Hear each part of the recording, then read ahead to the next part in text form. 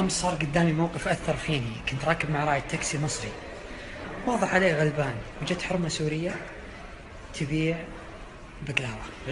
قالت له أنا سورية ولاجئة هنا وأبغى أصرف على أولادي واشتري مني. فطلع من جيبه 20 جنيه. ترى الجنيه هنا يسوى، ما أعطاه إياه ولا أخذ منها، وما أخذ منها البقلاوة.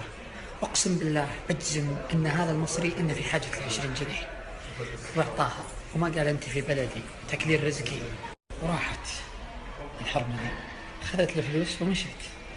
الله سبحانه وتعالى كفل لها الرزق على حساب التاكسي. والله كفل التاكسي الرزق علينا. أنت متخيل فقير يطعم فقير؟ هذا اللي ينفق لا يخشى الفاقة والله. وحنا الله معطينا خير ونتذمر من وجودهم في بلدنا. ترى مو بالخير انك انت تفتح بلدك للناس اللي تعاني من حروب ومشاكل وتترزق الله. الخير انك تكف اذاك عنهم لما يجون عندك.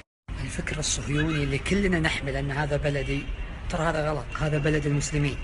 مصر هي بلد المسلمين، السعودية هي بلد المسلمين، اليمن هي بلد المسلمين. في عهد الرسول صلى الله عليه وسلم والخلفاء الراشدين كانت هذه الدول دولة واحدة، وأرض المسلمين واحدة. تصرف الزكاة في الشام وترسل إلى اليمن. الرسول صلى الله عليه وسلم قال إنما المؤمنون إخوة، ما قال إنما المصريون إخوة ولا إنما السعوديون إخوة ولا الخليجيون إخوة. لا، لأني أحب المصطفى صلى الله عليه وسلم لازم أني أنا أشعر أن هذاك أخوي المسلم حتى لو أنه أثيوبي، ولو جاء عندي في بلدي فهو يأكل من رزق الله سبحانه وتعالى. حنا في سعة في خير، ونتحاسد نتباغر، فلان أخذ حق فلان، فلان ضيق علي، وفلان. شوف ذولي مصر 100 مليون وضيق في العيش ما عندي. أقسم بالله متى ما طهرنا قلوبنا من الحسد اعرفوا أن الله سبحانه وتعالى بيرفع عننا الغلا والوباء وكل شيء ما هو بزين. إي والله.